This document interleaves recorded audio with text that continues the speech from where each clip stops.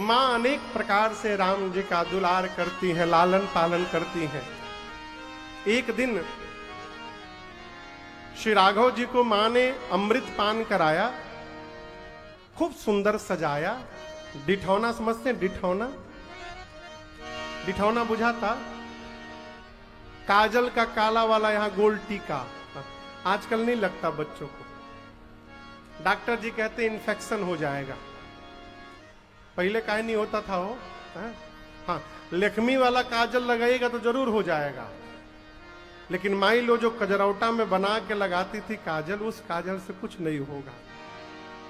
मां ने डिठौना लगाया और उसके बाद पालने में राम जी को मां ने सुला दिया। राम जी जब पालने में सो गए तो अपने कुल के इष्ट भगवान श्री रंगनाथ की पूजा करने के लिए मां ने कुछ पकवान बनाया। अब पकवान बनाकर मां ने मंदिर में जाकर भोग लगाया। भोग लगाते समय विधि है कि पट को बंद कर देना चाहिए, देखना नहीं चाहिए। मां ने भोग लगाकर पट लगाया। अब भोग लगाने के बाद जैसे मां ने पट खोला मंदिर का, तो क्या देख रही हैं? जिन राम जी को मां ने पालने में सुलाया था, वो राम जी मंदिर में बैठ के भोग लगा रहे हैं। मां डर गई, दौड़कर जाकर देखी पालने में तो राम जी पालने में सो भी रहे हैं, मंदिर में भोग भी पा रहे हैं। मां कांपने लगी।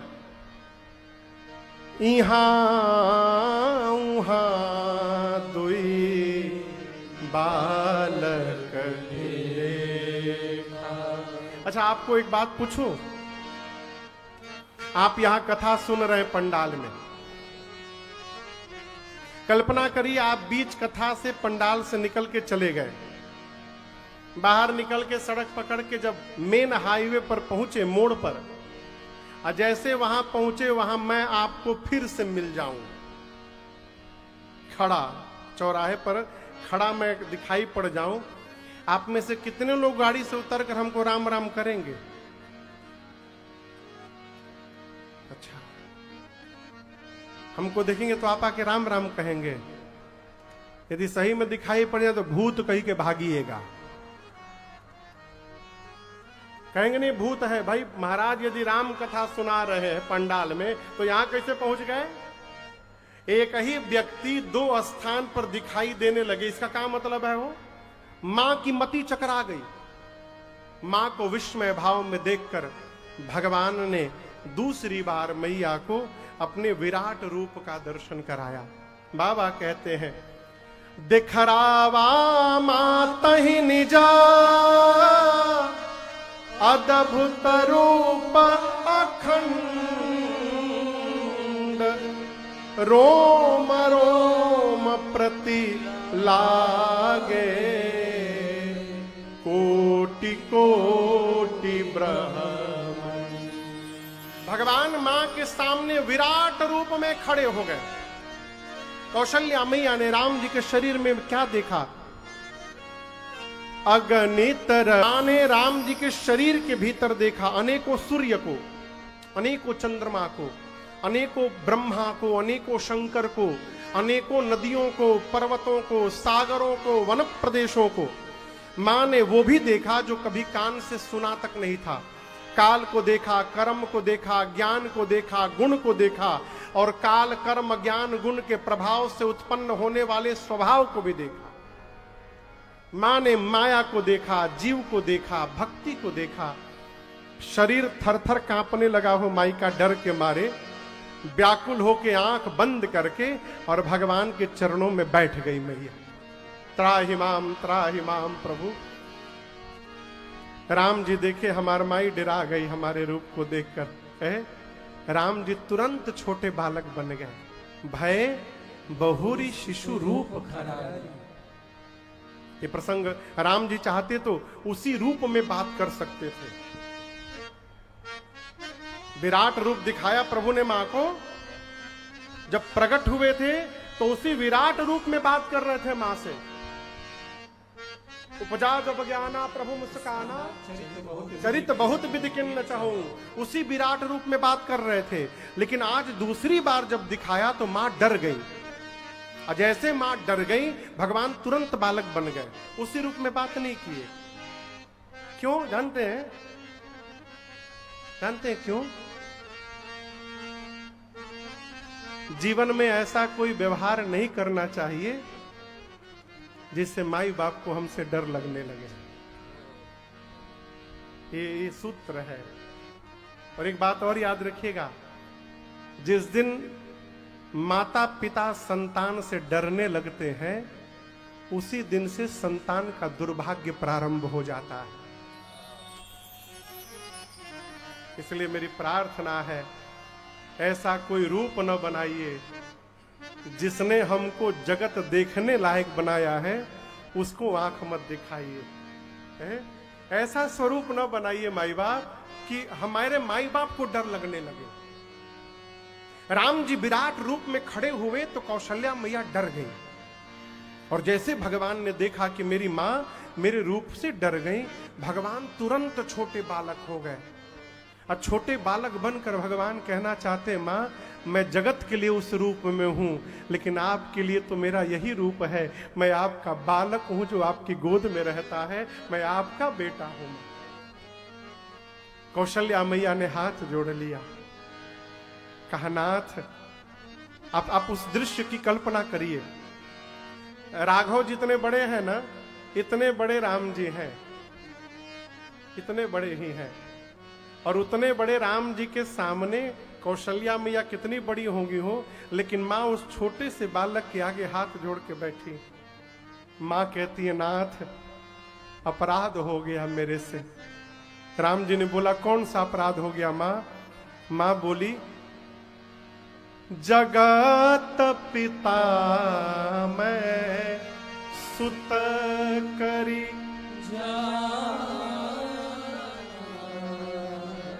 मैंने जगत के पिता को अपना पुत्र मान लिया। इतना बड़ा अपराध प्रभु।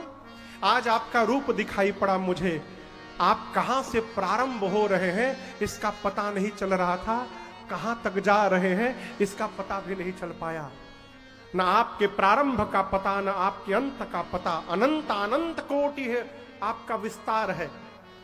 आपकी स्तुति कहां से प्रारंभ करूं और कहां ले जाकर पूर्ण करूं, आज डर के मारे मेरे से आपकी स्तुति नहीं हो पा रही है। नाथ, आप जगत के पिता हैं। राम जी बोले, मां मैं भले जगत का पिता हूं, लेकिन मैं आपका पुत्र हूं। मैं आपके लिए कौशल्या नंदन हूं, मैं आपका बेटा हूं, आपका राम हूं। मैं आपका बेटा हूं। और मैंने ये रूप जानबूझ के दिखाया आपको बताने के लिए कि मैं आपका बेटा राम जगत का पिता है। और मुझे लेकर संशय न करिएगा कि मैं मंदिर में और पालने में कैसे आ गया। मैं चाहूं धरती के एक तिनके में प्रकट होने की शक्ति रखता हूं मां। मैं जहां चाहूं वहीं प्रकट हो सकता हूं। तुम्हारा लल्ला भगवान है। राम जी ने घोषणा करके मां से कही कि मैं भगवान हूं मां। और एक बात कहूं मां, जो रूप आपको दिखाया हूं ना, ये रूप मैंने पिताजी को भी नहीं दिखाया है। कौशल्या मैया बोली, हमको क्यों दिखाए? हमको दो दो बार दिखा दिए। राम जी बोले, मां जीव पूरे जगत से अपने को छिपा सकता है, लेकिन जन्म देने वाली मां से अपने को नहीं छिपा सकता है। मैं आपसे कैसे छिप सकता हूं? आप मेरी मां हैं। इसलिए आपको जो रूप दिखाया है मैंने मां, ये आप किसी से कहिएगा मत, ये केवल मैंने आपको दिखाया है। कौशल्या मैया बोली, नहीं कहूंगी, लेकिन राम आप भी मुझे वचन दीजिए, आज के बाद आपकी माया मुझे कभी व्याप्त न हो। राम जी बोले, ठीक है। राम जी ने मां कौशल्या को अपनी माया के प्रभाव से मुक्त कर दिया। कुछ समय बीता, चूड़ाकरण संस्कार हुआ, मुंडन संस्कार, फिर यज्ञोपवीत संस्कार हुआ। यज्ञोपवीत होने के बाद राम जी गुरुकुल में पढ़ने गए वशिष्ठ जी के यहां, और वहां से वेद पुराण पढ़ के वापस अयोध्या लौटे। अब गोस्वामी जी कथा को लेकर गए बक्सर।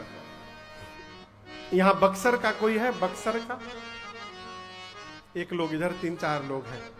बिहार में है बक्सर, हाँ देख लेंगे। बिहार में है बक्सर। वहां सिद्धाश्रम में विश्वामित्र नाम के मुनि रहते थे। आइए पहले चौपाइयों को हम और आप गुनगुनाते हैं। बाबा कहते हैं, विश्वामित्र जी बक्सर में रहते हैं। जब जब यज्ञ प्रारंभ करते हैं तो मारीच और सुबाहु नाम के दैत्य आकर इनके यज्ञ को विध्वंस कर देते हैं। चिंतित हैं किस बात को लेकर कि बिना भगवान के ये पापी मरने वाले नहीं हैं, क्यों न चलकर राम जी को मांग कर लाऊं। मन में भाव आया और तुरंत चल पड़े, पहुंचे श्रीधाम अयोध्या। बाबूजी गए, जाकर सरजू जी में स्नान किए। स्नान करके महाराज दशरथ के दरबार के द्वार पर पहुंचे। भीतर सूचना भिजवाई। दशरथ जी को पता चला, दौड़कर ब्राह्मणों के साथ आए, विश्वामित्र जी के चरणों में प्रणाम किए और आदर पूर्वक ले जाकर बिठाएं। ले जाकर क्या किए? जोर से बोलिए, क्या किए? बिठाए। कहां बिठाए? ये कहां बिठाए? अपने आसन पर। कहां बिठाए? दशरथ जी महाराज अपने चक्रवर्ती सम्राट के राज सिंहासन पर ले जाकर विश्वामित्र जी को बिठा दिए। निज आसन बैठा रे नियानी। इसका मतलब समझते हैं क्या है?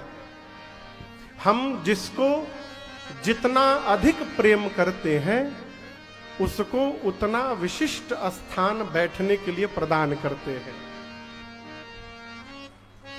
अपने सिंहासन पर ले जाकर बिठाया, पांव में बैठकर पांव पखार कर पूजन किया,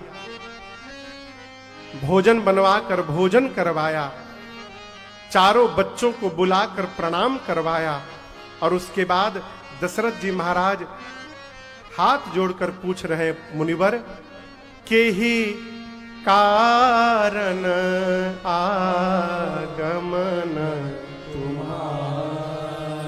यहां व्यवहार सीखिए।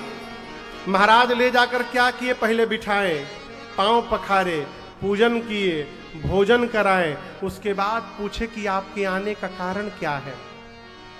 घर में कोई आवे उसको पहले बिठाइए, उसको पहले चाय पानी पिलाइए, उसके बाद पूछिए और बताइए भाई साहब कैसे आना हुआ। इना के गेट खोले नहीं, बहरिए से पूछ रहा, बताओ कहा काम है, कहा है आइल बढ़ाई जाए। हाँ, कई लोग ऐसे भी होते हैं, गेटवो नहीं खोलते हैं, क्या काम है। महाराज सारा व्यवहार करने के बाद पूछे, आपके आने का कारण क्या है। विश्वामित्र जी बोले, महाराज मुझे असुर सता रहे हैं और मैं आज आपसे मांगने के लिए आया हूं। महाराज बोले, मांगिए मांगिए। अरे देरी किस बात की है, मैं कह रहा हूं आप मांगे नहीं कि मैंने दिया, तुरंत मांगिए। आप जैसे मांग करके चुप होंगे मैं दे दूंगा। मांगिए, क्या चाहिए आपको। विश्वामित्र जी सुनकर गदगद हो गए। बोले, मैं ही तो चाह रहा था, मैं मांगू आप दे दीजिए। मैं बताऊं क्या चाहिए? बोले, बताइए क्या चाहिए आपको, अभी तुरंत दे दूंगा। विश्वामित्र जी बोले, अनुजा समेता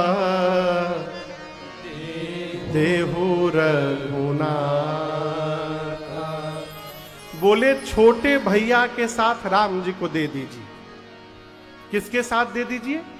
छोटे भाई। बोले, बोलिए कौन छोटे भैया? लक्ष्मण जी के साथ। ये जो राम जी के पीछे छोटे वाले भैया बैठे हैं ना, इनके साथ मुझे राम जी को दे दीजिए। राम जी जाएंगे, निशाचरों का अंत करेंगे और आपके राम को प्राप्त करके मैं भी सनाथ हो जाऊंगा। यहीं से कहानी करवट लेती है माई बाप। अब तक जो महाराज कह रहे थे, पीलू जानते हैं? पीलू पीलू जानते हैं? पीलू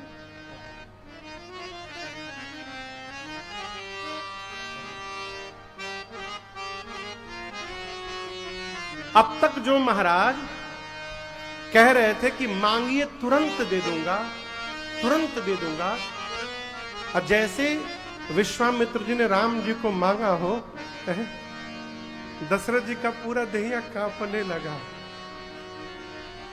थर थर कांपने लगे। बोले कि मैंने मांगने के लिए कहा, इसका अर्थ ये नहीं होता है कि आप कुछ भी मांग लेंगे।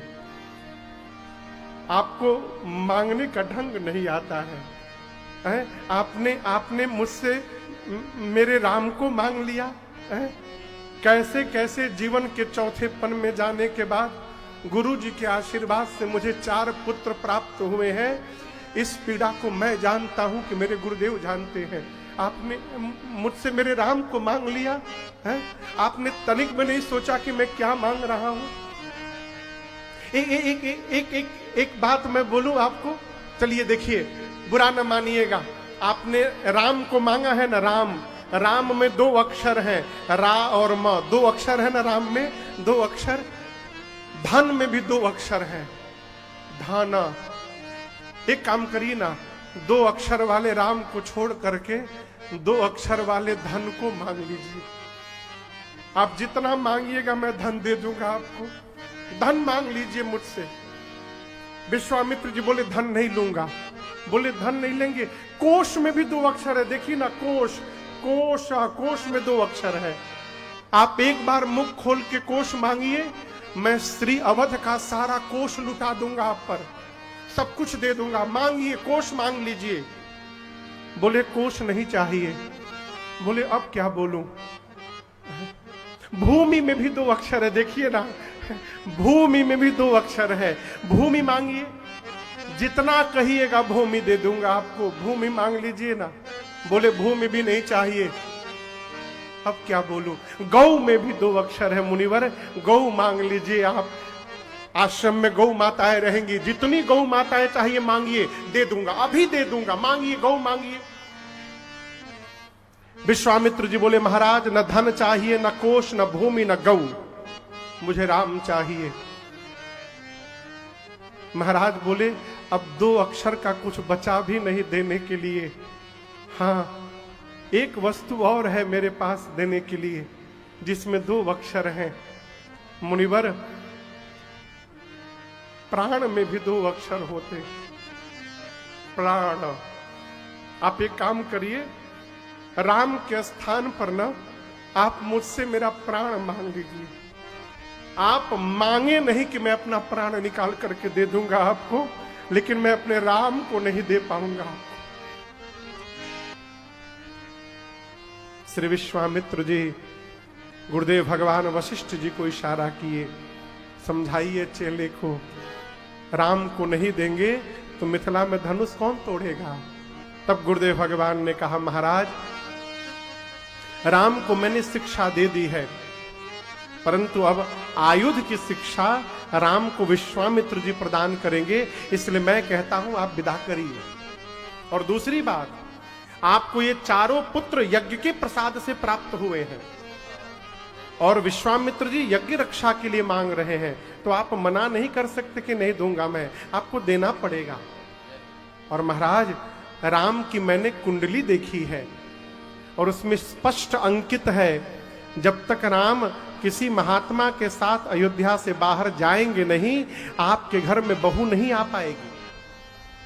महाराज जैसे सुने कि जाएगा तो बहू लेकर के आएगा, महाराज तुरंत आंसू पोंछ के तैयार हो गए, कोई बात नहीं, फिर कोई बात नहीं, इधर आओ इधर। महाराज ने श्री राम लक्ष्मण जी को बुलाया, हृदय से लगाया, अनेक प्रकार से समझाया।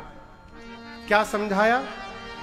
आज तक आप जो दोनों भाई मुझसे पूछ पूछ कर व्यवहार करते रहे, आज के बाद विश्वामित्र जी से पूछ पूछ कर व्यवहार करिएगा। और विश्वामित्र जी से महाराज ने कहा कि मुनिवर, आप ये ना मानिएगा कि मैं अपने बच्चों को दे रहा हूं, आप ये मानिएगा कि आज दशरथ ने अपना प्राण निकाल करके आपको सौंप दिया है। ये दोनों मेरे प्राण हैं और आज के बाद आप ही इनके पिता हैं, तुम मुनि पिता। यदि दशरथ जी महाराज ये बात न कहे होते तो विश्वामित्र जी राम जी से धनुष न तुड़वाते। अमरेंद्र जी न तुड़वाते, कहते जा पहले अपने बाबूजी से पूछा तोड़ी कि ना तोड़ी। ऐसी परिस्थिति ना आए, इसलिए विश्वामित्र जी को पहले ही महाराज ने कह दिया कि आज के बाद आप ही इनके पिता हैं, कोई भी निर्णय लेना हो तो मुझसे भी पूछने की आवश्यकता नहीं है, आप स्वतंत्र हैं।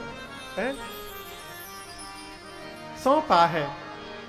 गोस्वामी जी कहते हैं, सौंपे भूपरि सिंह सुत बहुविधि देयसी, जननी भवन गए प्रभु चले नाई परसी। पिताजी को प्रणाम करके राम लक्ष्मण जी माताओं के पास गए। माताओं को प्रणाम करके अनुमति लेकर विश्वामित्र जी के साथ चल पड़े। आजमगढ़ का कोई है यहां पर? आजमगढ़ का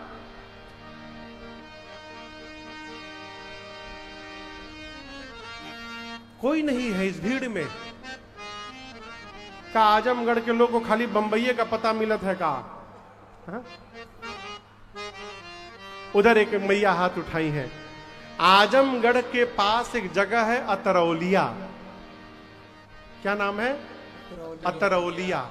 हम लोग 2023 में वहां राम कथा गाने गए थे। वहां एक स्थान है, बहिरा देव जी का स्थान है। वहां जब गए तो महात्मा जी बोले, महाराज यही ताटक वन है। इसी वन में ताड़का राक्षसी रहती थी जिसको राम जी ने मारा था। भगवान चलते चलते ताटक वन में पहुंचे। ताड़का पहले से प्रतीक्षारत थी। जैसे आवाज सुनाई पड़ा, विकराल रूप धारण करके दौड़ी। लक्ष्मण भैया ने देखा, निकाल लिया बाण मारने के लिए, मार डालूंगा इसको। राम जी बोले, रखो बाण, अबला है अबला, हम रघुवंशी हैं, रघुवंशी अबलाओं पर प्रहार नहीं किया करते। विश्वामित्र जी बोले, राम अबला नहीं, यही सबसे बड़की बला है, मारिए इसको। जैसे विश्वामित्र जी ने कहा, राम जी ने कहा, काला मोघ बाण, और एक ही बाण में ताड़का को समाप्त कर दिया। लीला में ताड़का आती है तो गाना गाती है, याद है किसी को? खाऊंगी खाऊंगी खाऊंगी। कैसे कैसे गाओ तो देखो याद आ गया। लीला, लीला देखें आप लोग। लीला, रामलीला जब होता है ना अयोध्या धाम में, जब हम लोग जाते हैं लीला में, तो ताड़का जब आती है तो स्टेज पर गाती है। क्या गाती हो? गाओ गाओ। बड़का को खाऊंगी, छोटका को खाऊंगी, और ये पीछे बाबा को खाऊंगी, बाबा को खाऊंगी, बाबा को चटनी बनाऊंगी। भगवान ने एक बाण निकाला और एक ही बाण में ताड़का को समाप्त कर दिया। ताड़का का तेज शरीर से निकला और भगवान के दाहिने पांव में प्रवेश कर गया। जब विश्वामित्र जी ने यह दृश्य देखा कि दीन जान ते ही निज पद दीन्हा, शबरी को दीन जानकर भगवान ने अपना पद प्रदान कर दिया। विश्वामित्र जी देखे, अब जाकर उनको 100% ये विश्वास हुआ कि ये भगवान है। अब तक 50-50 में थे, का पता भगवान है कि नहीं, इतना छोट कहीं भगवान होते हैं लड़का। लेकिन अब जब भगवान मार दिए ताड़का को, विश्वास हुआ। यहां विश्वामित्र जी ने राम जी को 2 विद्या दी, राम लक्ष्मण जी को, जिसका नाम था बला और अति बला। इससे क्या होगा महाराज? कभी भूख नहीं लगेगी, कभी भूख नहीं लगेगी, न प्यास लगेगी, और शरीर में अतुलित बल हमेशा बना रहेगा। जितने आयुध थे उनके पास सब राम जी को समर्पित किया। आश्रम लाए, कंद मूल फल भोजन हुआ और रात्रि में विश्राम हुआ। प्रातः काल राम जी जगे और कहे, गुरुदेव आप जिस कार्य के लिए मुझे लेकर आए हैं उसको करना है, इसलिए आप निर्भय होकर यज्ञ करिए और हम दोनों भाई यज्ञ की रक्षा में पहरे में खड़े हैं। होम प्रारंभ हुआ।